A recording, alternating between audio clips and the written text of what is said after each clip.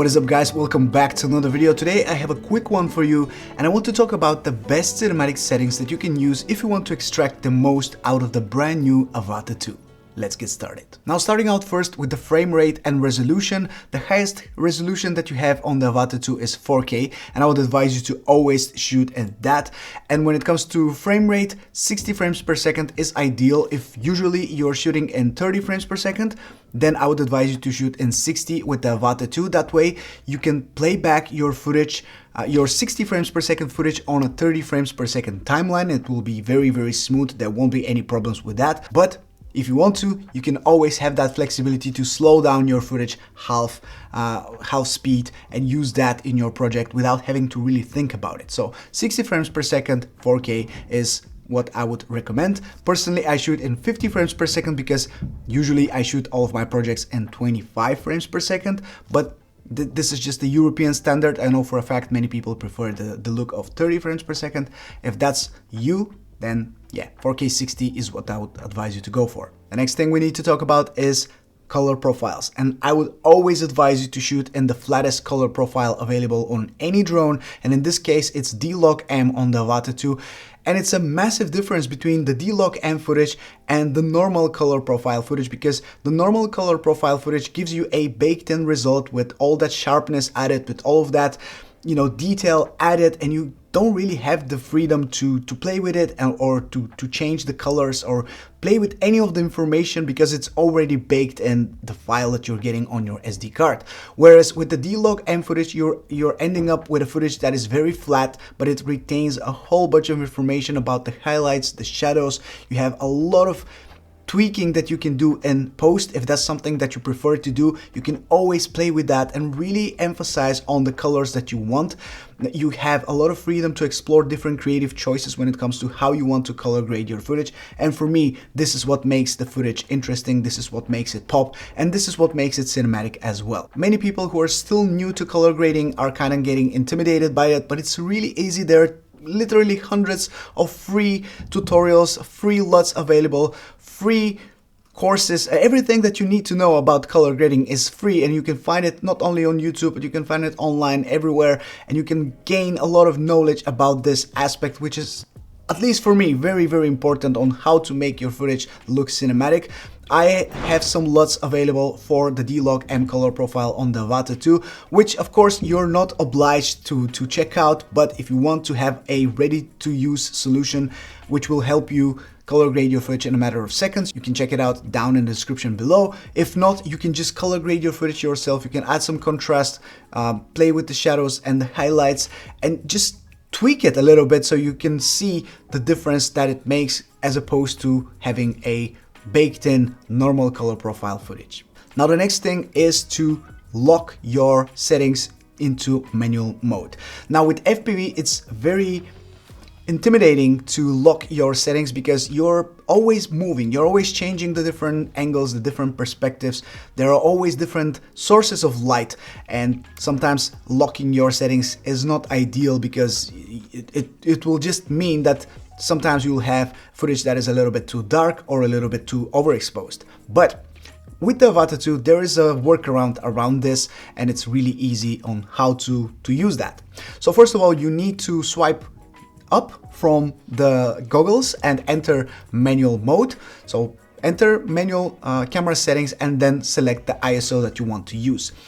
Personally, I would advise you to shoot in 100 ISO, but if you know that there will be a lot of instances where you will be flying from a place that is a little bit more bright to a place that is a little bit darker, you will need some flexibility with the ISO, so you can either set it to 100, for example, or you can set it to auto, and then we will lock it later with one more setting. So let's just say leave ISO to auto, go to shutter speed and just set it to double your frame rate. So if you're shooting in 4K 60, set your shutter speed to 1/120. Go and select your white balance, which I personally always select to auto. Then I take a look around with the drone, make sure that the camera sets the proper white balance that really fits the specific environment that I'm in. And then when I see what the auto value is, then I go ahead and lock that exact value into my manual white balance. That way I know it will stay exactly like it is, like it's supposed to be in that specific environment, and it's not going to fluctuate to a different value that will ruin my footage and make me color grade a really bad looking footage. Finally, when it comes to the auto ISO setting, you can set it to be a maximum of 200, for example, and that way your drone will always be in an ISO value between 100 and 200. So it will start from the lowest possible, and when needed it will bump it up to 120, 150, 180 or 200, really depends on the specific scenario. But that way you will still have your shutter speed locked, you will have your white balance locked, and your ISO will be a little bit fluctuating between different values, but it will be exposing for the environment that you're in, so you'll not end up with very bright or very dark footage. And I think this is the best middle ground when it comes to having a little bit of flexibility for your ISO, but still having those manual settings locked. Now, of course, when you lock your manual camera settings and you select those values that I just mentioned, you will need something to counter all of that light that is coming through the sensor. And to do that, you will need to use ND filters. ND filters are a must for the Avata 2 if you want to have motion blur, if you want to properly use those manual settings. And we have these filters here from DJI ND8, ND16 and ND32. These are included in the Fly More bundle, and they are extremely important to have for the Avata 2 and for creating that cinematic footage. Now, personally, I've never used anything besides ND32 on my Avata 2. This is my personal experience because I film in bright and sunny conditions. If, of course, I'm shooting in lower light where there's not so much sun, maybe I will use ND8, but for now ND32 is the only filter I've used, so I would advise you to start with that if the weather is nice and sunny. And in case you don't have the filters and you don't want to use manual camera settings, but still you want to have that cinematic motion blur that is being, introduced by using manual camera settings, there is still a little workaround for you if you're using DaVinci Resolve, or pretty much any other editing software for that matter. But I personally use DaVinci Resolve, and I'll show you a little hack on how you can add motion blur. So here we have this footage that I shot without any ND filters in auto camera settings, so obviously it doesn't have any motion blur. When I play it out and I stop and pause, you will see that everything is sharp because the shutter speed was high. So to fix that and kind of fake some motion blur and make the video more cinematic, we can go into the Effects tab, go to Open Effects and search for motion blur, and then just drag it on top of our footage. Now, the next thing we need to do is go to the Effects panel here, and we see that our motion blur is applied. We can apply less or more, and you can already see that it works. However, this doesn't look cinematic, doesn't look even remotely good, so we will lower it to about, let's just say about 60%, and we can change this Mo-est type. I'm not even sure what it is, but we can change it to better. We can see that there's been a little difference here, and the motion range we can change between small, medium and large. I will set this to large because it just makes the most sense for this footage, but by changing it you will see that there are some little artifacts, some little blurred spots that change depending on what type of selection you make. I think large works best for my footage, but obviously that's not good. I don't like how this looks, so we need to go to the advanced controls and change the blur direction from both directions to from previous frame.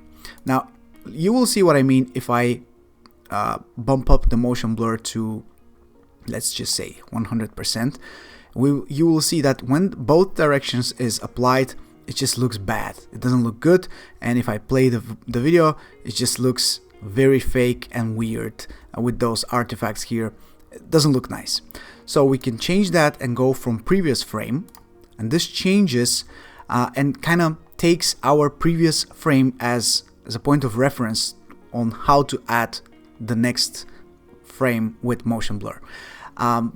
I'm not sure I'm explaining it well, but this is what really works if you want to add motion blur. And of course we need to lower it now because it's way too much at 100%, so about 60% works great. And if I pause here, you will see that we have a little bit of motion blur that we can see here now. If I remove that, you will see such a massive drastic difference that this plugin makes. When I play it like this, it looks choppy and stuttery and, you know, with a very high shutter speed. If I enable it and I play it once again, it looks a lot more, you know, smooth and more natural to the human eye. The next step is, of course, to grade your footage, add your little flavor to it, add a LUT to it, or manually color grade it. Like I said, it's really a creative choice on how you want to make your footage look, how you want to make your viewer feel when they see your footage. Sometimes I've been really enjoying seeing some unrealistic type of footage where, you know, the deep greens are kind of overwhelming, or you have a lot of brown, you have a lot of yellow, some colors that's kind of provoke some emotion in you. They don't have to be realistic, they don't have to really make sense. It's a creative choice and it's really up to you on how you want to make your footage look. And there you guys have it. I hope you enjoyed this video. Let me know if you did by clicking on the like button down below. Subscribe for more videos like this one. This is Mike from Drone Supremacy. Take care and I'll catch you in the next one very soon. Ciao.